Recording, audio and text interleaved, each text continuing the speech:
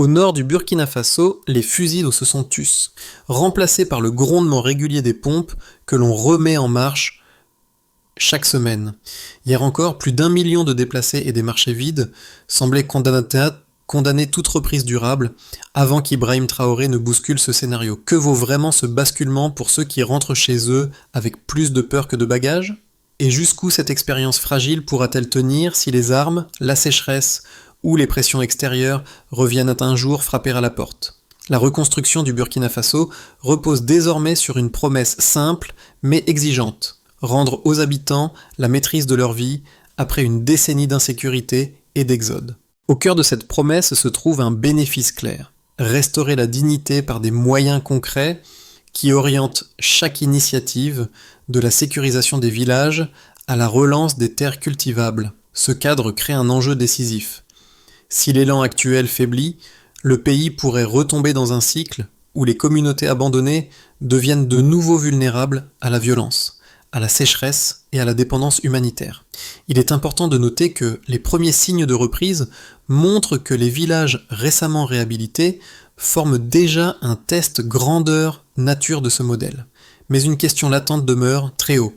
On peut se demander, les gains visibles aujourd'hui suffiront-ils à tenir face aux tensions frontalières et aux pressions économiques qui n'ont pas disparu ? Car pour beaucoup de familles revenues dans leurs anciens hameaux, la véritable épreuve commence seulement reconstruire une vie entière avec des routes encore fragiles, des marchés hésitants et des écoles qui rouvrent lentement. La première révélation apparaît dès que l'on observe les chiffres. Plus d'1 million de déplacés internes ont déjà repris le chemin de leur village et près de 70% des zones autrefois contestées enregistrent désormais une baisse nette des violences. Cette dynamique, enclenchée en moins de 3 ans, constitue le socle indispensable pour comprendre pourquoi la stratégie d'Ibrahim Traoré prend aujourd'hui une dimension déterminante dans le paysage sahélien. En même temps, la région du Sahel burkinabé, longtemps symbole de chaos, commence à redevenir un espace où les routes s'ouvrent, les marchés respirent et les écoles accueillent de nouveau les enfants. Il est important de noter que cette amélioration n'a pas surgi spontanément.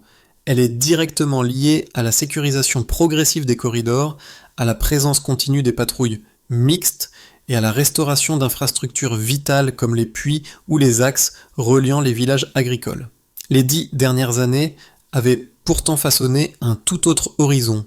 Plus de 2 millions de personnes déracinées, des zones entières abandonnées aux groupes armés, liés à Al-Qaïda ou à l'État islamique, et des villages transformés en no man's land.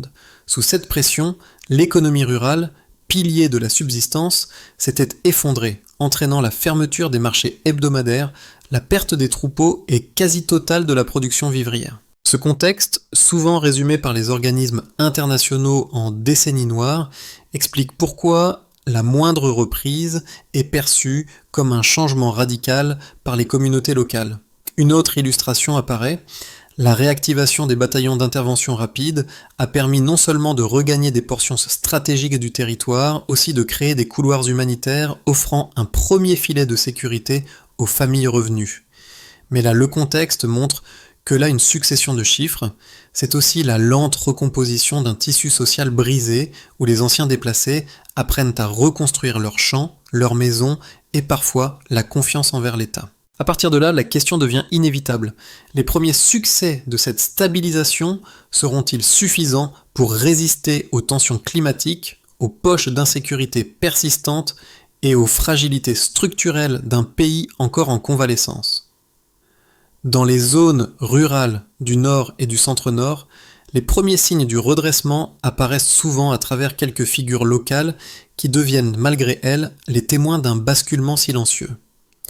C'est le cas de Mariam, revenue à Barcelogo après 2 ans d'exil, qui raconte comment les unités de sécurité mobile ont rétabli une présence régulière autour des puits, permettant aux femmes du village de reprendre l'irrigation des petites parcelles vivrières sans craindre les embuscades. Voici un exemple. Chak vient de Gabou, où un éleveur déplacé, Idrissa, a pu reconstituer un petit troupeau au service vétérinaire rouvert et à l'arrivée de matériel pastoral distribué lors des premières rondes humanitaires sécurisées. Parallèlement, les marchés hebdomadaires, longtemps fermés ou sporadiques, reprennent une cadence plus stable. Quelques étals d'oignons, puis des sacs de mil, et enfin les premières volailles réintroduites par les familles revenues. Il est important de noter que ces retours précoces créent un effet de l'an. Une fois qu'un village recommence à produire, faiblement, les hameaux voisins suivent, encouragés par la présence d'équipes mixtes police-armée qui surveillent les axes secondaires. Une autre illustration apparaît, encore plus significative apparaît chez les enseignants volontaires, plusieurs d'entre eux revenant avant la réouverture officielle des écoles, convaincus que la simple présence d'un tableau et de quelques cahiers suffit à réamorcer la vie collective. À partir de là, l'impact s'élargit. Les familles déplacées hésitantes observent ces signes, évaluent la sécurité nouvelle et décident progressivement de rentrer, créant un cercle vertueux où chaque retour renforce la stabilité perçue. En d'autres termes, la normalité revient seulement quand quelqu'un ose revenir. Avant 2022, le nord du Burkina Faso se vidait, villages désertés, routes coupées, marchés silencieux. Après 2022, sous l'impulsion d'Ibrahim Traoré, une mécanique inverse s'enclenche. Route rouverte, patrouille mixte, puis restaurée. Ce pivot initial constitue le « ainsi » commence la dynamique, qui redéfinit tout le cycle de reconstruction. Il est important de noter que la première étape opérationnelle démarre avec la réactivation des bataillons d'intervention rapide, unités légères capables de se déployer en quelques heures dans des zones jusque-là considérées comme perdues. Ces bataillons reprennent des carrefours clés, sécurisent les axes menant aux marchés ruraux et établissent des corridors où circulent désormais l'aide, les véhicules agricoles et les familles revenant étape par étape. D'un autre, les unités mobiles de police, moins visibles mais essentielles, s'installent dans la durée. Postes avancés, rondes nocturnes, des mouvements sur les pistes menant aux champs. Cette double présence, rapide puis durable, crée un premier filet de stabilité, là où la population vivait dans la peur constante. Le moment culminant survient lorsque les premiers villages stabilisés se transforment en hub de reprise. À Barcelogo, les réparations des pompes entraînent le retour de l'irrigation. Les femmes reprennent les parcelles vivrières, les jeunes reviennent avec des charrettes transportant des sacs de semences. À Gabou, les couloirs humanitaires permettent d'acheminer du matériel d'élevage, relançant les petits troupeaux qui avaient disparu. Les marchés renaissent, 2 étals, puis 10, puis 20, créant une activité que l'on croyait impossible il y a encore un an. Une autre illustration apparaît. Les écoles rouvrent à mesure que les familles reviennent. Un tableau, 3 bancs, quelques cahiers suffisent pour que la vie collective reparte. La production agricole, bien que fragile, retrouve un souffle. Riz, maïs, mil, volaille, chaque filière redémarre à son rythme. Des investissements lourds, près de 592 milliards de francs CFA, modernisent l'irrigation, soutiennent les coopératives et créent les premières vagues d'emplois, près de 40 000 directs. C'est à ce moment que le pays dépasse le simple rétablissement. Il amorce un mouvement structurel où sécurité et économie avancent ensemble. Puis vient la période suivante, montre que la phase la plus délicate. La sécheresse frappe plusieurs provinces, réduisant une partie des récoltes prévues. Certains villages frontaliers restent exposés aux incursions djihadistes. Les critiques internationales soulignent la centralisation croissante du pouvoir et les risques d'un modèle dépendant à l'excès de l'agriculture. Puis les effets positifs persistent, plus d'1 million de personnes rentrent chez elles. La production de riz progresse de 15% dans certaines zones, l'élevage gagne 10% aux services vétérinaires réactivés. Les villages stabilisés attirent les déplacés hésitants, renforçant le cercle vertueux du retour. Les marchés deviennent des points de ralliement, les coopératives agricoles reprennent les ventes et les programmes locaux achètent directement aux producteurs pour alimenter les cantines scolaires. À partir de là, la reconstruction change d'échelle. Elle passe de la survie immédiate à la consolidation d'un modèle où l'économie locale reprend la main, soutenue par la sécurité retrouvée. Et au centre de ce déroulement chronologique, un fil rouge demeure. Sans le choc initial déclenché par Ibrahim Traoré, aucune de ces séquences n'aurait pu s'enchaîner. Par rapport à la situation de 2022, une évolution notable est nette. Plus d'1 million de déplacés sont déjà revenus dans leur village, une progression rendue possible par la sécurisation progressive des couloirs humanitaires. Ce premier indicateur s'explique par la réouverture des routes secondaires, permettant aux familles d'accéder de nouveau aux marchés locaux sans escorte permanente. Le deuxième repère chiffré est tout aussi significatif. La production de riz a augmenté de 15%, un signal révélateur de la reprise agricole dans les zones stabilisées. Cette hausse reflète l'amélioration des systèmes d'irrigation qui ont renforcé la résilience face aux épisodes récurrents de sécheresse. Le troisième chiffre donne une indication sur la santé économique des régions pastorales. Le secteur de l'élevage a progressé de 10% aux services vétérinaires réactivés. Cette croissance démontre que le bétail peut redevenir un capital productif dès lors que les pistes restent sécurisées plusieurs semaines d'affilée. Il est important de noter que ces trois mesures, retour massif, progression du riz, reprise de l'élevage, tissent ensemble une logique cohérente. La sécurité restaurée sert de socle, et le développement en devient la conséquence naturelle. Loin de simples statistiques, elles représentent un basculement vécu quotidiennement par les communautés, notamment dans les provinces du Nord, du Sahel et du Centre-Nord. Sous l'impulsion d'Ibrahim Traoré, l'État a simultanément réhabilité des infrastructures de base et restructuré des filières agricoles dont dépend la sécurité alimentaire locale. Parallèlement, les programmes agro-pastoraux soutenus par 592 milliards de francs CFA créent une dynamique économique nouvelle. Des coopératives se reforment, les achats institutionnels se stabilisent et les jeunes trouvent un travail au sein des unités d'irrigation modernisées. Le choix d'acheter directement aux producteurs locaux pour approvisionner les cantines scolaires crée un marché automatique, réduisant la dépendance aux importations alimentaires. Une autre illustration apparaît. La FAO et plusieurs ONG partenaires ont distribué semences améliorées, outils agricoles et formations techniques, accélérant la montée en capacité des villages récemment réinstallés.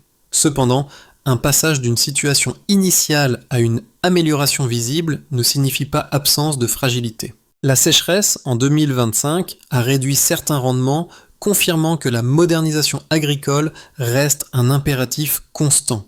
Les zones proches du Mali et du Niger demeurent instables, avec des incursions ponctuelles qui perturbent les circuits courts et les marchés hebdomadaires. Puis la dynamique reste robuste. Chaque retour de famille renforce la confiance dans la sécurité retrouvée et chaque hausse de production consolide l'économie de proximité. Ce faisceau de données montre une réalité simple. Le Burkina Faso avance, non pas par miracle, une mécanique précise où sécurité, agriculture et cohésion locale se nourrissent l'une l'autre. Et si la trajectoire reste fragile, elle démontre qu'un pays brisé peut amorcer une reconstruction durable lorsque les premiers repères chiffrés commencent à tenir dans le temps. Les partisans du modèle actuel soutiennent qu'une stabilisation durable ne peut naître que d'une séquence ordonnée.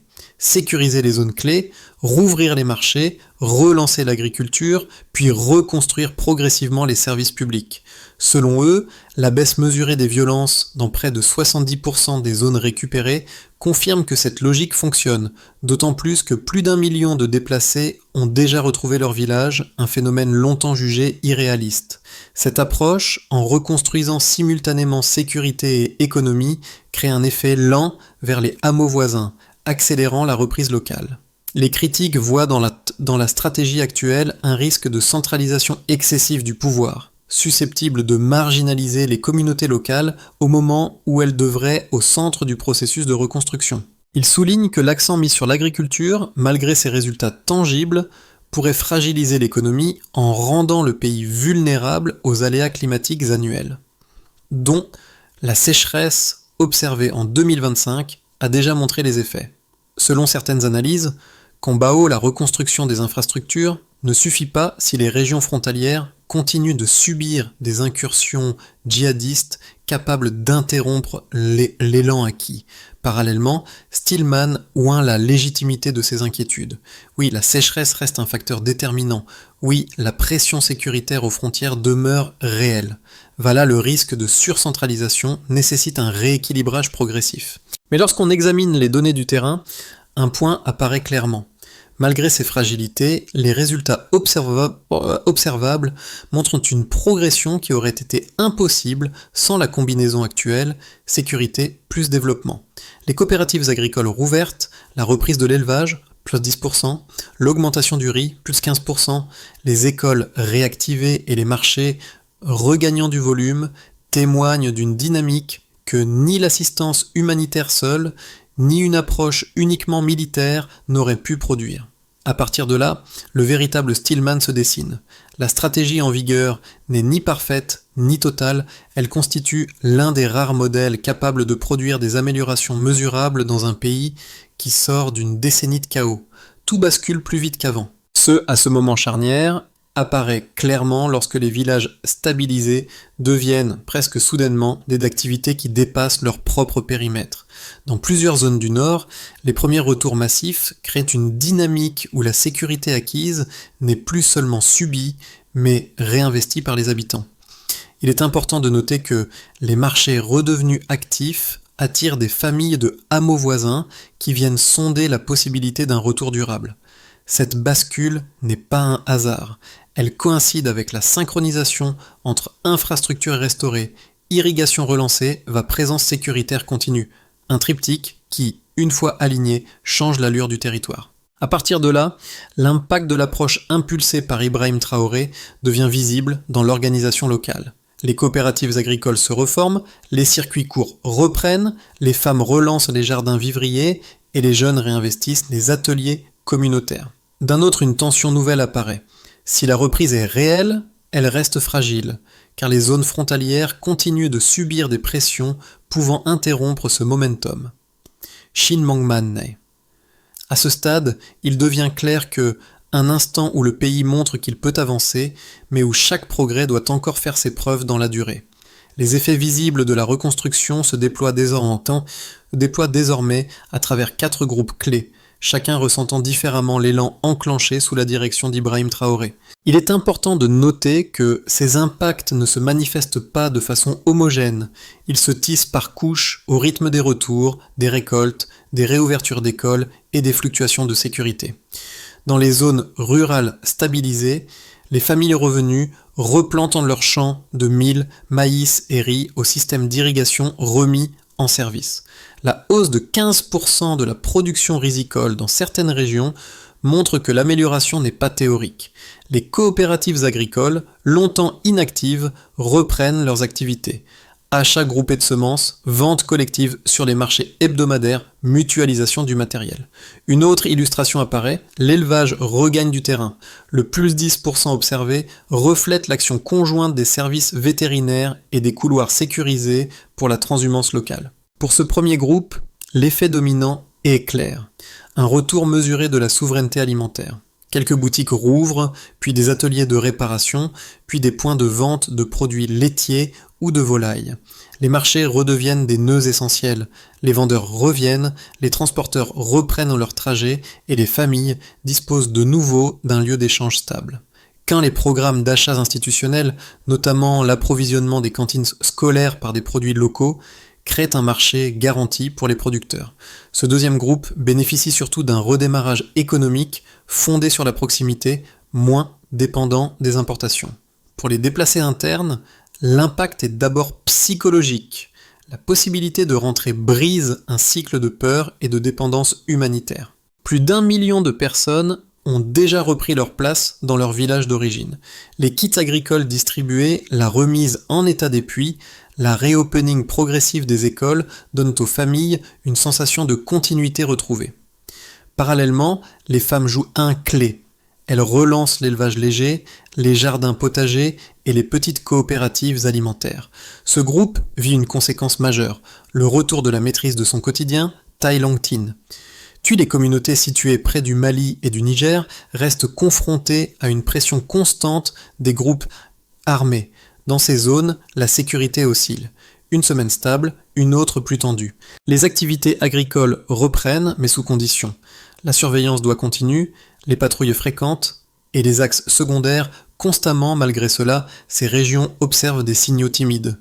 Quelques commerces réouverts, des familles revenant prudemment, des écoles réactivées en rotation.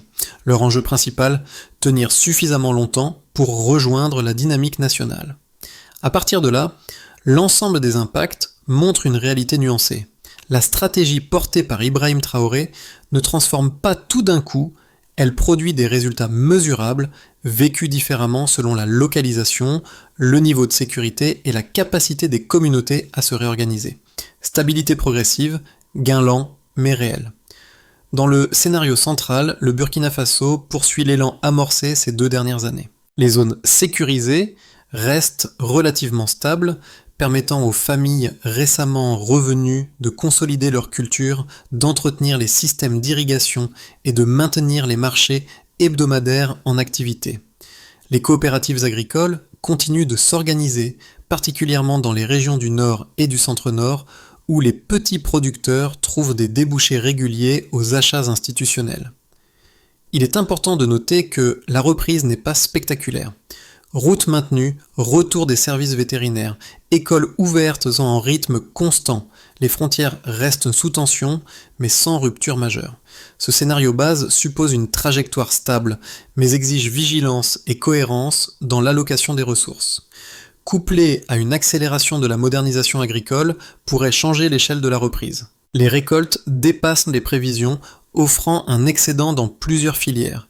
Riz, mil, maïs, volaille. Les stations de transformation de viande à Bobo-Dioulasso deviennent pleinement opérationnelles, créant une chaîne d'approvisionnement fiable dans tout le centre-ouest, les retours de déplacés renforçant la cohésion locale, les partenariats régionaux fragiles réduisent les incursions armées sur certaines bandes frontalières. À partir de là, l'économie locale devient moteur, diversification, emploi, investissement communautaire. Ce scénario optimiste n'efface pas les vulnérabilités, rat un modèle de reconstruction rurale. Une conjonction défavorable pourrait ralentir sérieusement les progrès. Une sécheresse prolongée entraîne une baisse des récoltes, rendant les familles rurales plus dépendantes de l'aide. Les incursions djihadistes augmentent aux frontières, perturbant les marchés et les axes agricoles. La centralisation du pouvoir suscite des critiques, faisant reculer certains appuis techniques internationaux. Les programmes sociaux RSU, PMPV ou RAMU connaissent des retards. Les retours de déplacés ralentissent nettement. Ce scénario ne signifie pas un effondrement, obligeant l'État à redéployer l'armée au détriment du développement rural. Le pays doit penser sécurité, plus production, plus cohésion, comme 3 leviers indissociables. Pour un spectateur extérieur, le Burkina Faso apparaît souvent comme une terre lointaine, marquée par les conflits, les tensions sahéliennes et les crises humanitaires. Pourtant, derrière ces récits épais, se dévoile une réalité plus intime, celle de milliers de familles qui, jour après jour, reconstruisent leur vie avec des moyens modestes, mais une volonté farouche. En même temps, les communautés rurales qui ont vu leurs terres ravagées retrouvent progressivement une forme de normalité, champs cultivés, enfants marchant vers l'école, marchés rouvrant lentement. Il est important de noter que ces avancées parlent directement au public vivant dans des contextes similaires. Elles montrent qu'un processus de reconstruction peut naître non pas de promesses abstraites, mais d'actes concrets répétés. D'un autre, pour les personnes confrontées à leur propre crise, économique, sociale ou sécuritaire, l'exemple burkinabé offre une leçon de résilience. Les gestes simples comme réparer un puits, rétablir un marché, relancer un troupeau, illustrent comment les communautés peuvent retrouver de la stabilité lorsque les structures nationales vacillent. À partir de là, 2 I pour rapprocher l'expérience du Burkina Faso du vécu du spectateur. D'abord, reconnaître que la reconstruction commence souvent par les moins visibles. Ensuite, comprendre que la cohésion d'un village ou d'un quartier repose sur des efforts minuscules mais persistants, souvent portés par les habitants. Enfin, ce parcours burkinabé rappelle une vérité simple. La dignité renaît quand les communautés reprennent la main sur leur quotidien.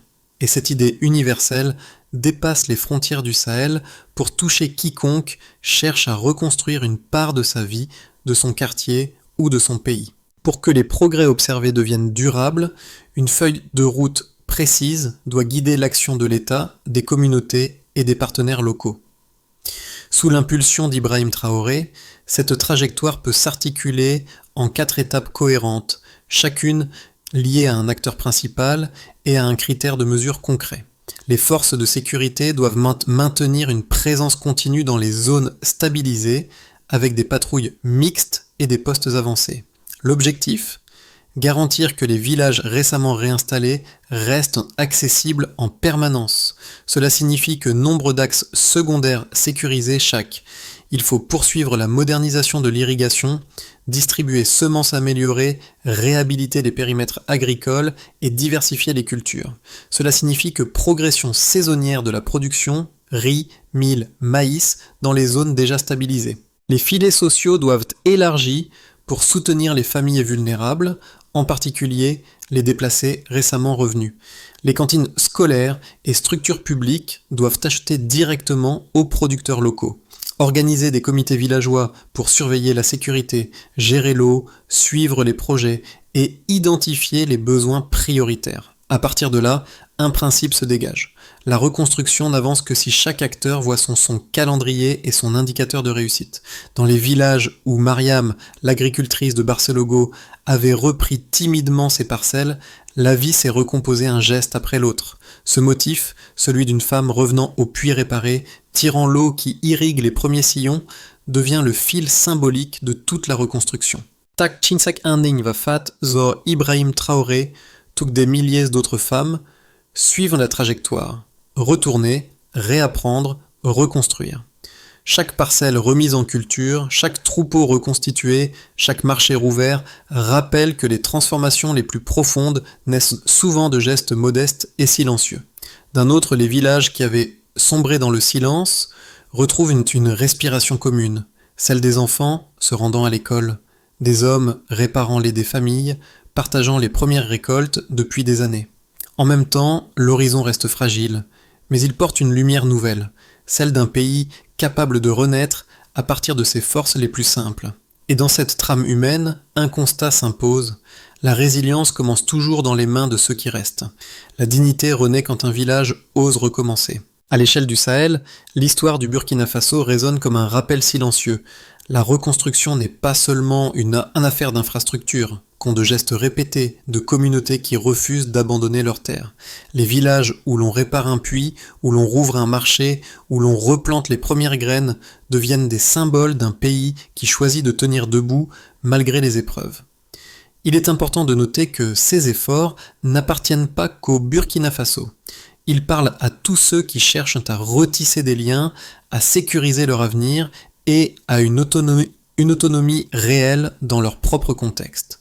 À partir de là, le spectateur n'est pas seulement un observateur.